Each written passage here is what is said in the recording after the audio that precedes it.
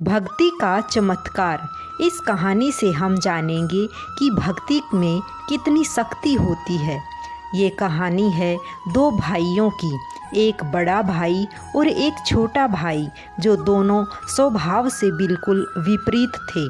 बड़ा भाई मानता था कि लोगों की मदद करनी चाहिए, सेवा भाव रखना चाहिए, सबसे अच्छे से पेश आना चाहिए, जब जब मौका मिले दान देना चाहिए। छोटा भाई मानता था कि जीवन एक ही बार मिलता है, इसलिए उसे खुलकर जीना चाहिए। जो भी मन हो वह करना चाहिए, नशा हो, डांस बार जाना हो या कुछ और भी जिससे खुशी मिले, वह हर काम करना चाहिए। दोनों भाई अपनी अपनी मान्यताओं के हिसाब से अपना जीवन व्यतीत कर रहे थे। बड़ा भाई जो भी कमाता उसमें बड़ी मुश्किल से गुजारा कर पाता था, क्योंकि वह जब भी मौका मिलता दूसरों की मदद करता था। वो सत्संग सुनने जाता, मेडिटेशन करता, वो जितना हो सके उतना सादा जीवन जीने की कोशिश करता। छोटा भाई गलत रास्ते और गलत तरीके से ज़्यादा धन कमाता और अपनी हर इच्छा पूरी करता। दारू सिगरेट पीता, नाचने वालियों के पास जाता, जितना संभव हो उतना ऐश करता। बड़ा भाई अक्सर अपने भाई को समझाने की कोशिश करता कि वह अपने जीने का तरीका बदल दे। वो जो कुछ कर रहा है वे अच्छे कर्म नहीं हैं, लेकिन छोटा भाई उसकी एक ना सुनता और उल्टा बड़े भाई को ही अपना जीने का तरीका बदलने के लिए कहता। वे दोनों ही एक दूसरे की बात माने बिना अपने अपने तरीके से ज़िंदगी जीते रहे।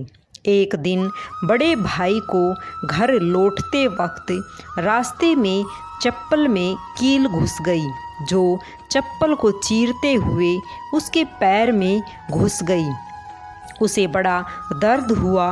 दर्द इतना ज़्यादा था कि वह ठीक से चल भी नहीं पा रहा था, लेकिन फिर भी जैसे तैसे लंगड़ाते दर्द सहन करते अपने घर तक पहुंच गया।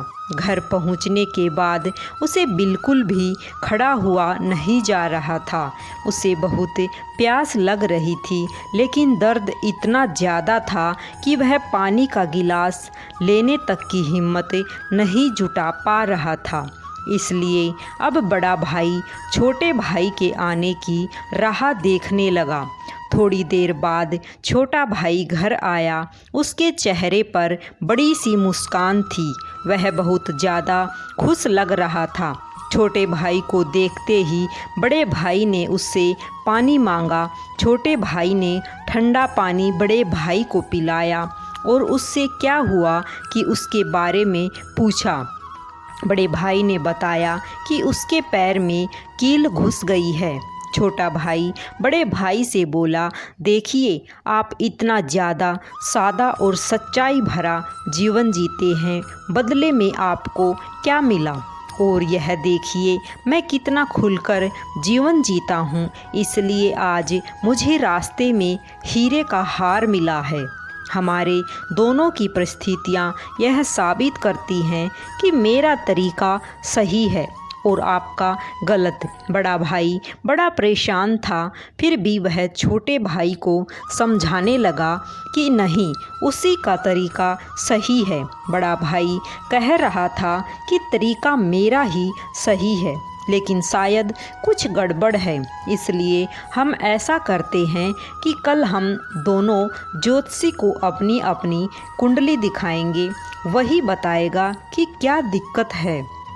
वह ज्योतिष के पास बात कर रहे थे। वह बहुत बड़ा जाना माना ज्योतिषी था। उसकी कोई भी भविष्यवाणी गलत नहीं होती थी। छोटा भाई हीरे का हार मिलने की वजह से बहुत खुश था। इसलिए वह भी बड़े भाई के साथ जाकर कुंडली दिखाने के लिए राजी हो गया। अगले सुबह दोनों भाई अपनी अपनी कुंडली लेकर उस ज्योतिषी के पास पहुंच गए।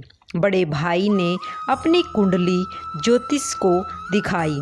उस कुंडली में को देखते ही ज्योतिष बोला, बाप रे बाप, किस अभागे की यह कुंडली है, यह तो अब तक मर गया होगा। बड़ा भाई कुछ नहीं बोला और फिर छोटे भाई की कुंडली ज्योतिषी को पढ़ने के लिए दी गई।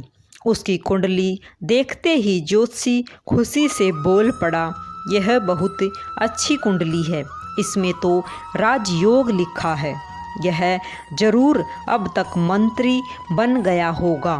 दोनों कुंडली दिखा देने के बाद दोनों भाइयों ने ज्योतिषी से कहा कि यह दोनों कुंडली उनकी हैं और आपकी भविष्यवाणी गलत है, क्योंकि ना ही बड़ा भाई अब तक मरा है और ना ही छोटा भाई मंत्री बना है। ज्योतिषी ने दोनों से कहा कि मैं कुंडली पढ़ने में गलत हो ही नहीं सकता। हाँ, अगर तुम्हारे कर्म कुछ ऐसे हों तो तुम्हारी कुंडली में लिखा बदल जरूर सकता है। ज्योतिषी ने पहले बड़े भाई से और बाद में छोटे भाई से उनके जीवन जीने का तरीका और वह कैसे कर्म करते हैं उसके बारे में विगत से जाना। ज्योतिषी ने दोनों को समझाते हुए कहा कि मेरी पड़ी हुई कुंडली गलत नहीं है, यह बड़े भाई के अच्छे कर्म हैं जिसने उसको कुंडली में लिखी मौत की जगह सिर्फ एक कील का दर्द दिया, और दूसरी तरफ छोटे भाई के बुरे कर्म हैं जिसकी वजह से उसका राजयोग चला गया और उसे सिर्फ एक छोटा सा हीरे का हार मिला जिसे जल्द ही बेचकर ख़त्म कर देगा। छोटी सी ये प्रेरक कहानी हमें वही सदियों पुरानी बात याद दिलाती है कि जैसे कर्म होंगे वैसे ही फल होंगे। अगर हमारा वर्तमान अच्छा या बुरा है तो वह हमारे पहले पुराने की कर्मों की वजह से है, और हमारा भविष्य अच्छा या बुरा होगा वह हमारे वर्तमान के कर्मों के हिसाब से होगा। इसलिए हमेशा ध्यान रखें कि अच्छे कर्म करना न छोड़ें। सभी को राधे राधे, जय श्री कृष्णा।